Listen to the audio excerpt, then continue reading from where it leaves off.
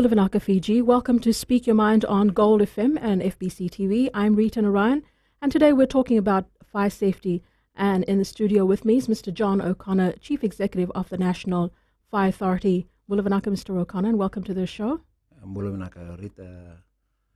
Firstly, would like to thank FBC for always supporting NFA in terms of our community awareness. And good afternoon to all the listeners. Okay.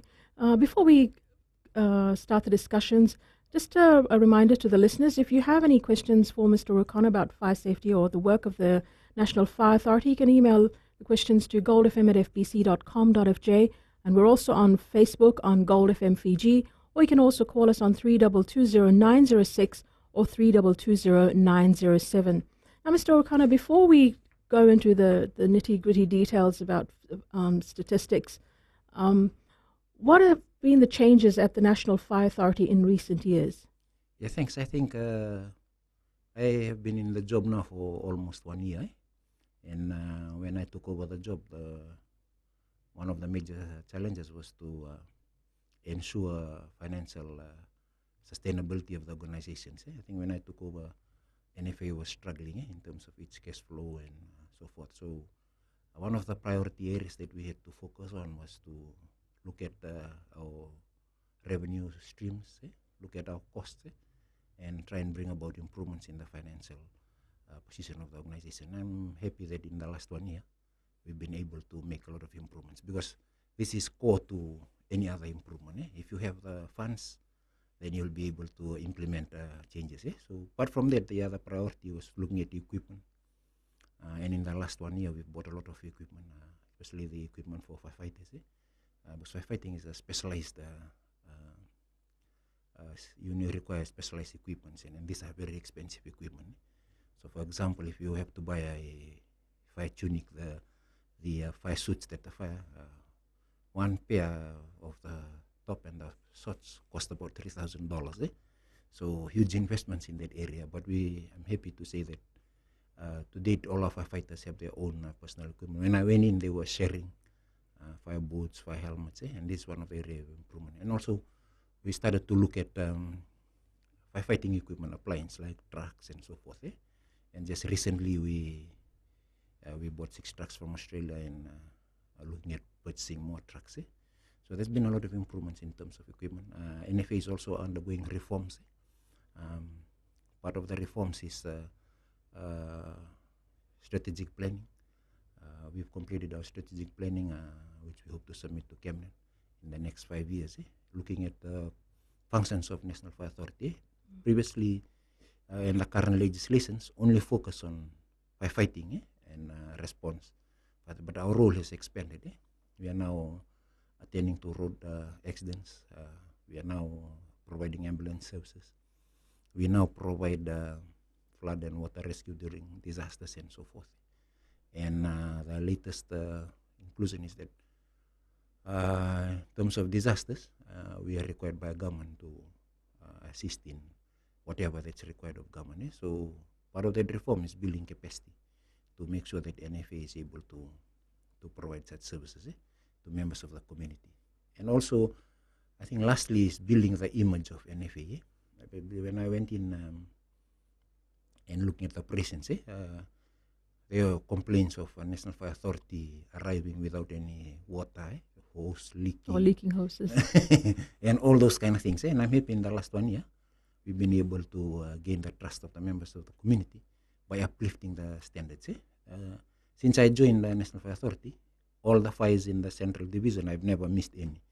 And the important thing about me attending these fires is because I see what we need to improve. When I see hoses leaking, then I come back straight away and then we address that issue. When I see the trucks are not working, then we address those. So I think the biggest achievement out of all in the last 1 year that I've been there is the improvement in the image of the National Fire Authority.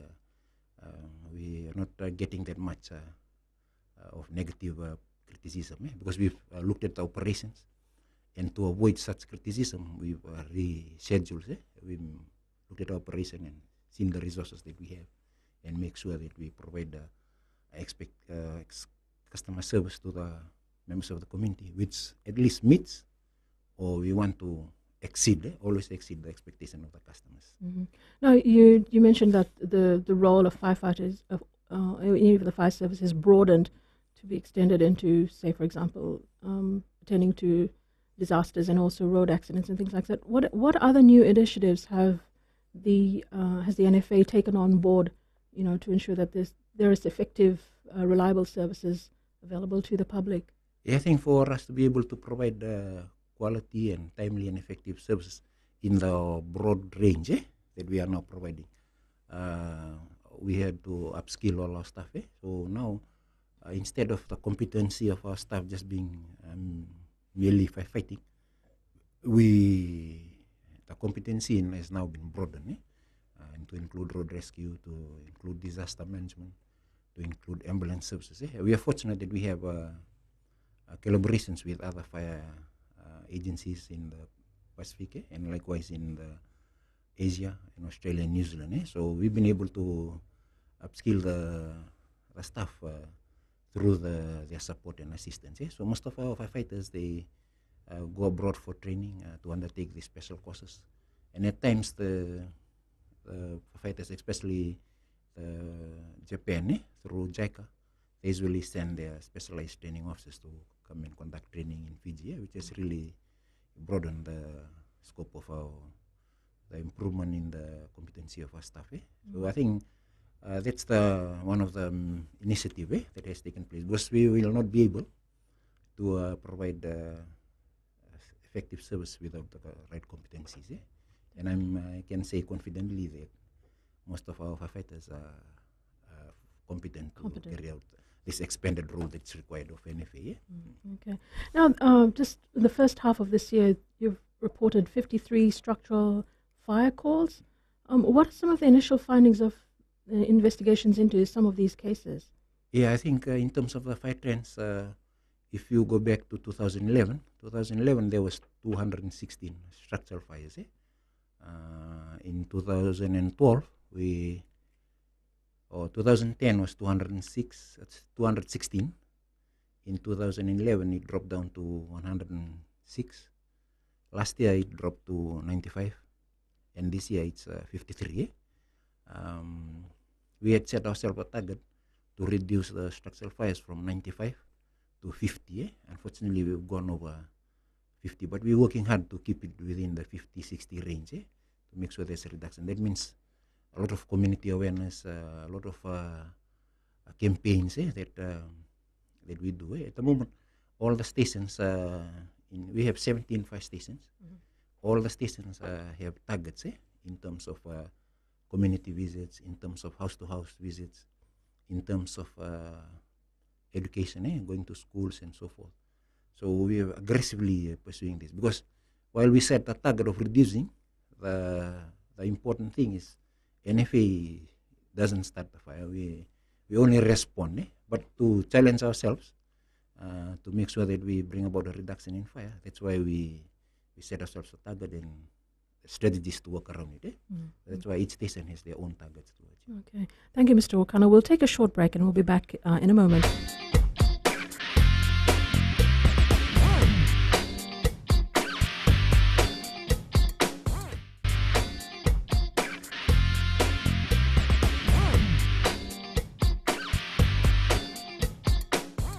Welcome back to Speak Your Mind on Gold FM and FBC TV. I'm Rita Naran, and in studio with me is Mr. John O'Connor, CEO of the National Fire Authority. Mr. O'Connor, before we went to the break, we looked at one of the statistics, and this was the number of fire calls that you received in the first half of this year. Now, what are some of the other stats that the authority is logging in? Yeah, in terms of, like you said, we've attended to 53 structural fires.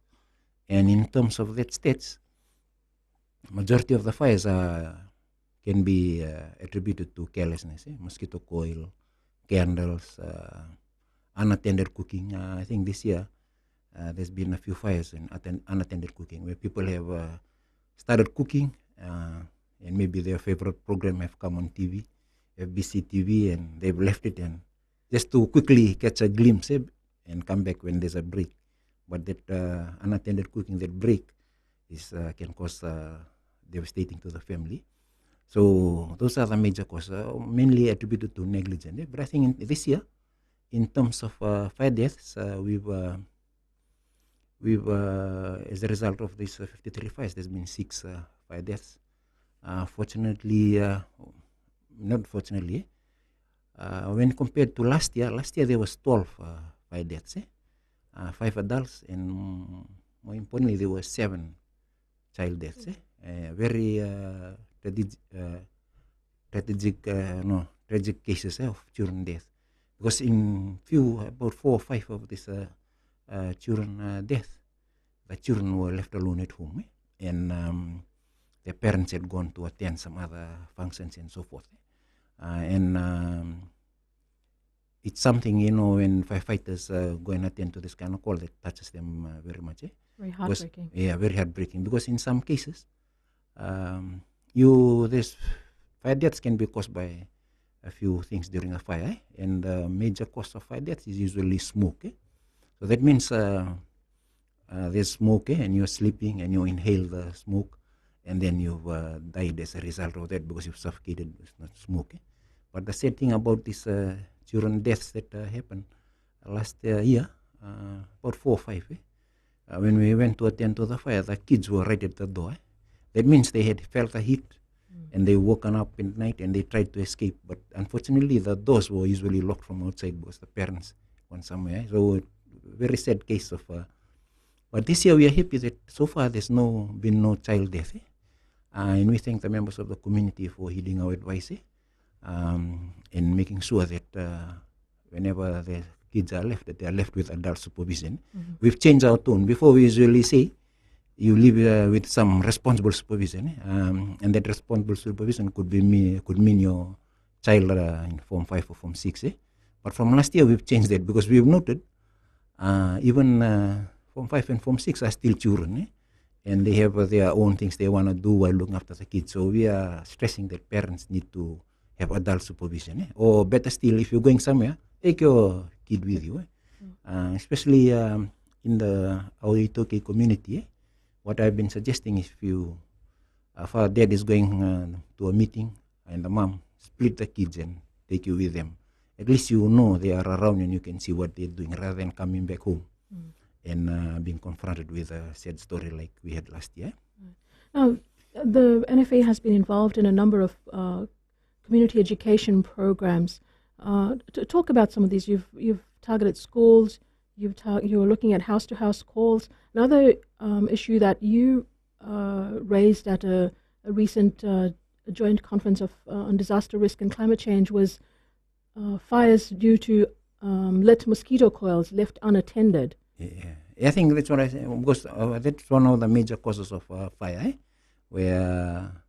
and I've seen this personally myself when visiting relatives in other houses. Usually what they usually do is light the mosquito coil, put it on a steel plate, but on top of the steel plate, you put the fidget times, and then usually the logic behind that is that it will burn slowly. But if that is put under a chair or under a bed, and there's a bit of strong wind, that paper will, because of the wind, will light up and then set the fire. And that's the cause of most fires related to mosquito coil. That's how it happens. It's either left near the curtain, under the bed, under the settee in the sitting room, and that's how it causes fire, which is a concern. Easily can be controlled or eliminated, but it takes someone to take responsibility to ensure that it's placed appropriately and so forth. Right. Now, sadly, this year the number of fatalities, there were a number of people who were disabled persons. Now, what work is the authority doing with, say, for example, the Disabled People's Association to try and also create that awareness amongst the disabled persons in the community? It's not only disabled persons, elderly, and those suffering from stroke and so forth. I think this year we've lost 2 of such disabled cases because, again, they were left alone at home while family members attended to other activities. Recently, because of these bus fires, we had a meeting with the Fiji Disabled Federation, and they had asked us, if there's a bus fire and there's a disabled person in the bus, what priority is given to NFA gives to making sure that these disabled persons are rescued safely. Eh? And in most of the work that we are doing in terms of awareness, we've never focused on. It was really good that we met with this disabled, because it started NFA thinking. Not only in terms of buses, in terms of buildings. If you employ a disabled, what other plans are there in workplace? Who will be responsible? Say, for example, if you are working on a fourth floor and the lift is working, during a fire emergency, the power will be shut down to the building in case of a fire.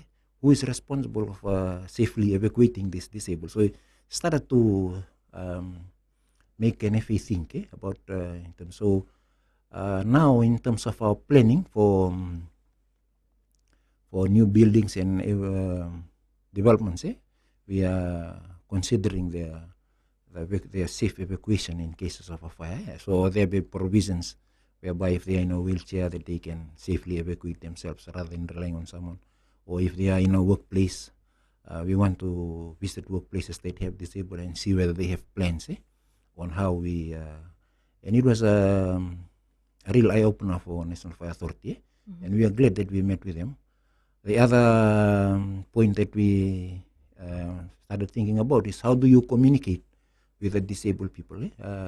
If he's deaf and dumb, how do you get him to to follow your instructions? So we had agreed in the meeting with the Federation that they will start taking some sign language signings for firefighters, which is interesting. I've never thought about this component of firefighting, but it's made us think about welfare and of disabled persons. Okay. Thank you, Mr. O'Connor. We'll take a short break and we'll be back in a moment.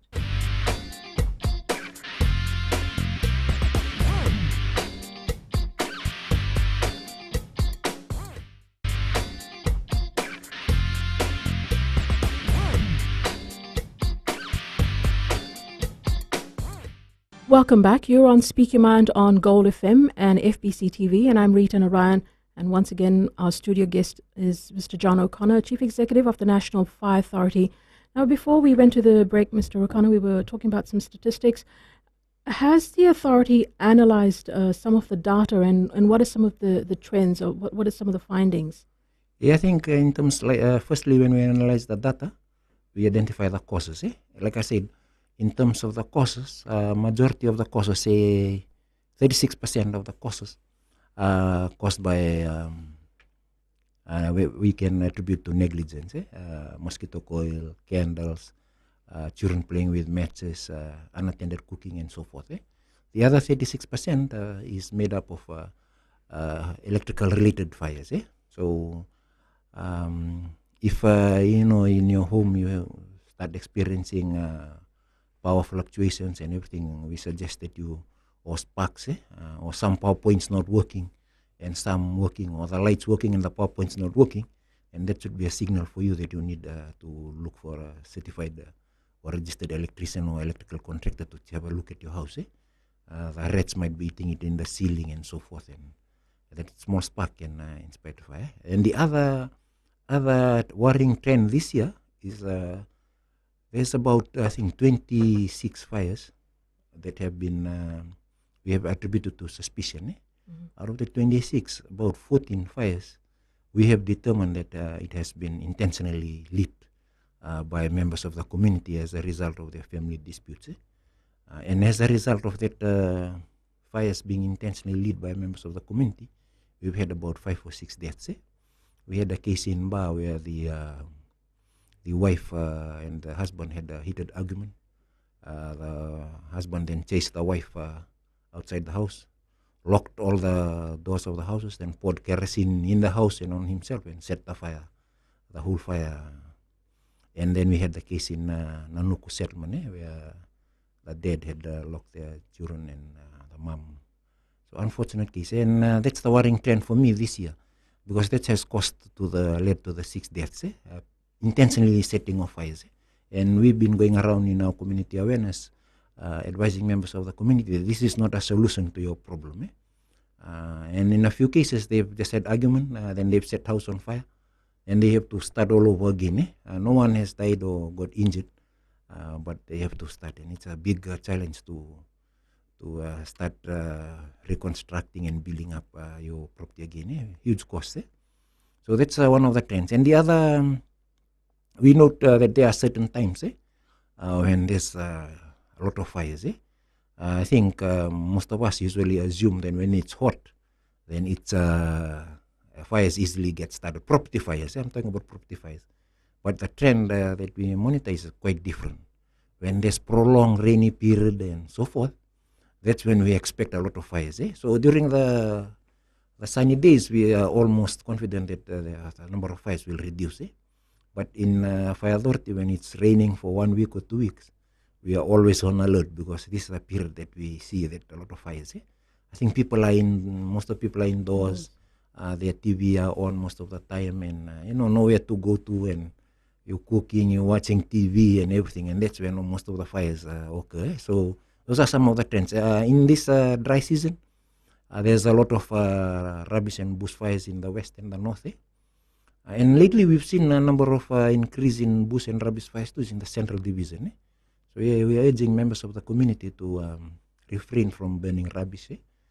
If they start burning rubbish or something, then they need to have water available to be able to put out the fire if it gets out of control. And the worrying trend in terms of the increase in number of bush and fires is because it affects our ability to respond to real property fires. Yeah. So, for example, in some cases, in Nindi, our trucks usually run right to Momi because the bushfire is coming near to a property, and then they call the National Fire Authority. And when this truck responds, then our ability to respond to a fire in town or in surrounding properties is limited, and we won't be able to respond effectively because the support has to come from Lutok. So that's the worrying trend that we see. The people don't worry about starting fires and about the outcome of the starting these fires. They set up the fire and see how it goes, and the National Fire Authority has to respond. But easily control if they have controlled burning and so forth. Now, another thing that the authority has to deal with is the high number of malicious calls that you're receiving. Yeah, I think I must thank the members of the community in that regard, because the number of malicious calls have really reduced. Because I think members of the community are now heeding the advice of National Fire Authority, because not only when we attend to such calls are we compromising the safety of our firefighters, we're also compromising the safety of members of the community, and likewise the ability of NFA to respond. For example, I'll take a case. Just earlier this year, we had a call from someone who stated that there's a house on fire in Cunningham, and this call came around about 5 or 5:30. And at that time, the traffic going to Nosuri is quite heavy, and there's no chance of following the traffic. So our trucks, the two big trucks, and this one is carrying 12,000 liters, and another one 3,000 liters. They jumped on the other side of the lane, the oncoming from Lamu, and then they ran all the way. And I was worried about the safety, because these trucks, once it just touches because of the heavy and the speed, the weight of the water and the speed, it just needs to touch the car slowly and the car will fly. And the way we ran the day, because the caller, it stated there's a huge property on fire and could spread. So, it's a concern for NFA, because we respond.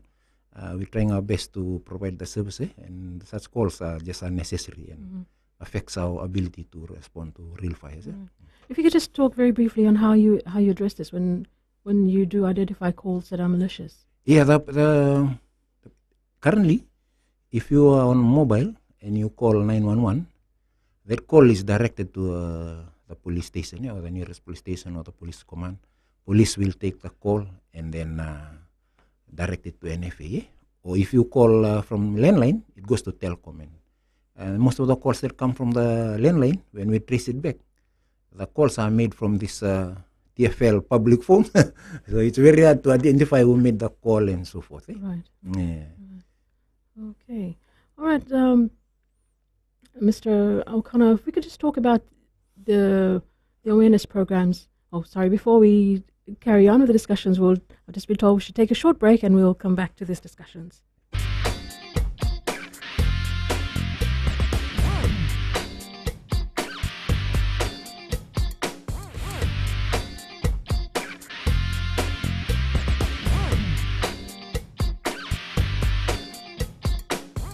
Welcome back to Speak Your Mind on Gold FM and FBC TV. I'm Rita Naran, and once again, our studio guest today is Mr. John O'Connor, Chief Executive of the National Fire Authority.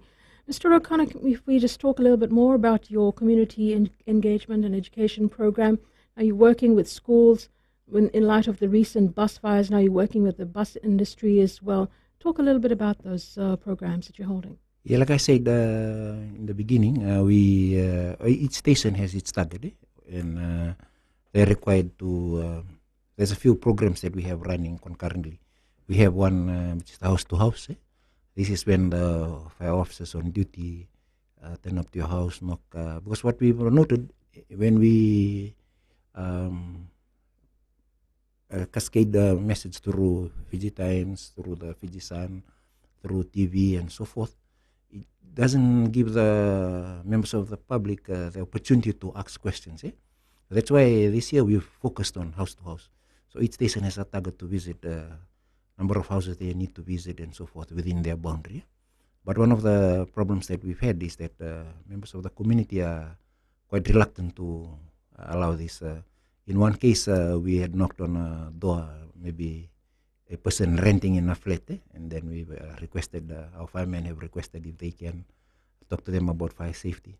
And then the person who's renting has advised us to go and talk to the landlord.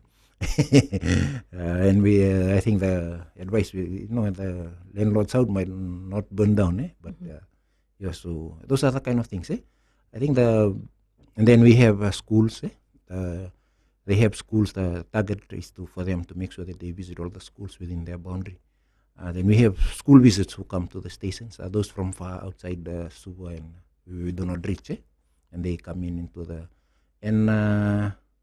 community. Whenever a community has meetings, we try and visit them, especially in the informal communities, like squatter settlements and everything.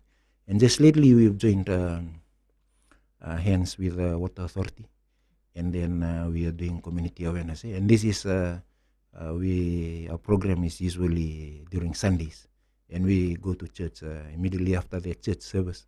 Then we talk about Water Authority and the services and National Fire Authority concerns. And it's an effective way of, because everybody is in church and before they go home. Because when you go home, sometimes you get the mom, sometimes you get the dad, but in that church environment, everybody's together. So we share with them the same message, so that everybody, and I think one of the messages that we are trying to cascade to the members of the community is to change their mindset about fire safety or about the dangerous impact of fire. Fire is also regarded as a disaster. But when you compare fire with a cyclone you can get warning in 2 weeks. Flood, with a flood, there's a lot of rainfall and there's ongoing warning for you to evacuate. But in the case of a fire, there's no warning. It can happen to you anytime, and you must be prepared, especially prepared to make sure that members of your family are safe. But the problem that we see, people don't regard it. If it did not happen to you, then you won't know the severity. And members of the community will assume, you will feel sorry for the person whose house has gone on fire. But there's assumption that it will not happen to you. And that's the worrying thing that I'm worried about every day. Because in reality, you work with fire sources every day. It's in your house every day. And the message that our firefighters are not driving is we really need to start changing our mindset towards fire safety. And just, every morning or every day before you leave for work, just do a quick scan, whether there's all your power points, minor things you can do, which can eliminate the fire. So the drive now is a total change of mindset to safety. Because once a fire starts, you'll never know the outcome. We can respond. But still, if there's fire sources and in your house, things that can provide a fire to spread quickly, then very hard to control such fires. So that's the focus on community awareness, and that's why we've now ended up in church with the water authority. And I usually go myself. I don't send any other person, just to reiterate to members of the community the importance of changing our mindset towards fire safety. All right. Now, what about in terms of the work that the NFA is doing with the business sector, the business community? We've heard of all fire audits being conducted in buildings and workplaces. Walk us through that. What are some of the findings, and what remain some of the challenges in terms of businesses being compliant with the fire safety requirements? Yeah, all business are now required to renew their license annually. And as part of that renewal license, they will only be granted their license if they have a certificate of compliance from the National Fire Authority. We are thankful to the councils for working with us to ensure most of the business comply. And we do inspections, audits, and issue certificates if they don't comply. Then we issue them a recommendation, and then we come later and do the inspection and issue them a certificate once they've complied. I think the compliance during this inspection, because most of the business license is from 1st to the 31st, and we usually start our inspections in October, September, so that we ensure that by the 1st everybody have got their license. In the time of inspection, compliance is usually high, but it's the time after the inspection that concerns NFA, because if you do a surprise inspection, then the door exit that was clear has now been covered with boxes and so forth, and is used as a storage safe. So apart from the normal inspections, we are also conducting inspections on an ad hoc basis, just to I think the other thing that we are worried about is in terms of nightclubs. We usually do the inspections in the daytime, and there can be arrangements to make sure that the exits are clear and so forth. But we've never gone ahead and done inspections during the operations, which is something we're looking at, and we hope to have meetings with the Ministry of Labour and conduct joint inspections because of the recent trends in the big fire in Brazil, where so many people lost their lives. So that's one of the things we're looking at conducting. Right. Now, what about in terms of the safety of the traveling public? Not just buses, but we had an incident recently where there's a fire that started on a shipping vessel. What sort of work are you doing with the transport providers? Yeah, for the bus authorities, the safety and the requirements in terms of buses, it's the responsibility of LTA. But we are glad that after this series of fires, we've started conducting fire training to bus drivers in the Western. There are 3 companies that have undergone through these things, and we are working with bus companies to make sure that we provide training, and also we can provide advice to them on the type of fire extinguishers. It's compulsory that they should have fire extinguishers in their bus. But I think like with normal, there's buses when they take it for checkup, they buy a new fire extinguisher and put in, but whether they maintain it after that is the concern, and that's why we want to work with them so that we can conduct regular checks and so forth. Okay, thank you, Mr. O'Connor. We'll take a short break.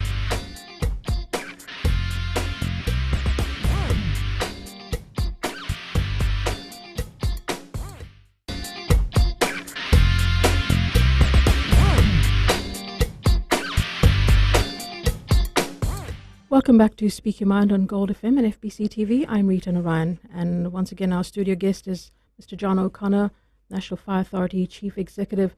Mr. O'Connor, if we could talk about when callers call 911, sometimes we've heard cases where people have complained about the fire services arriving late.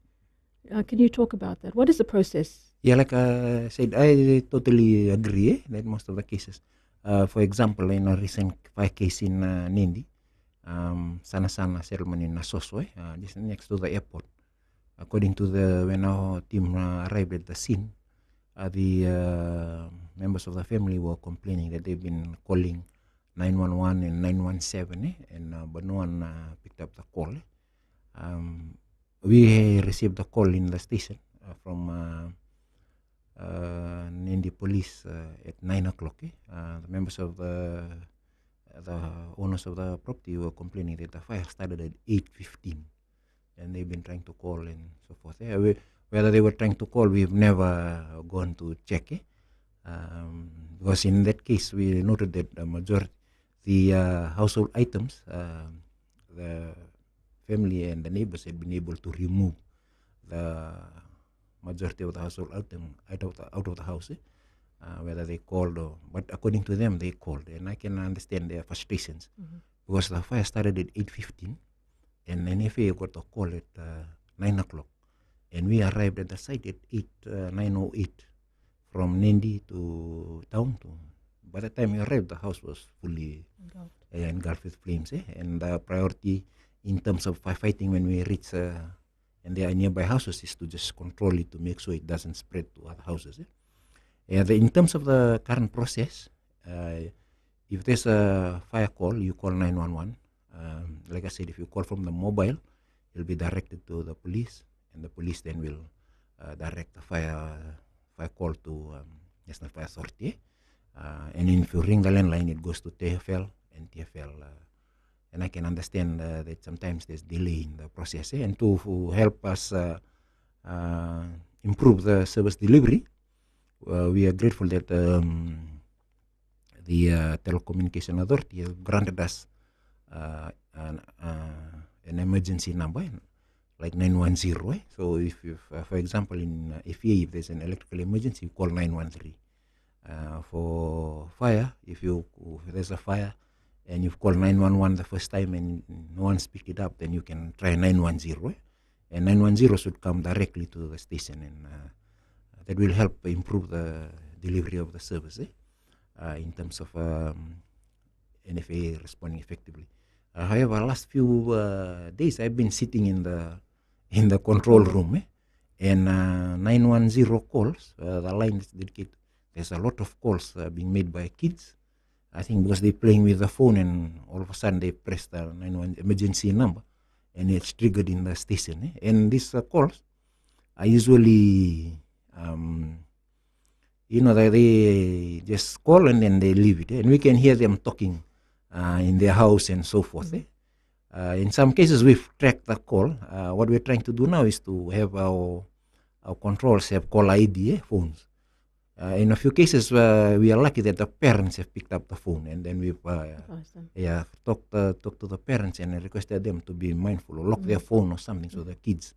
Because otherwise, if this kind of calls keep coming, then the other keep coming calls, emergency calls will be unengaged. So we are urging members of the community to be mindful, not to make just unnecessary calls to the National Fire.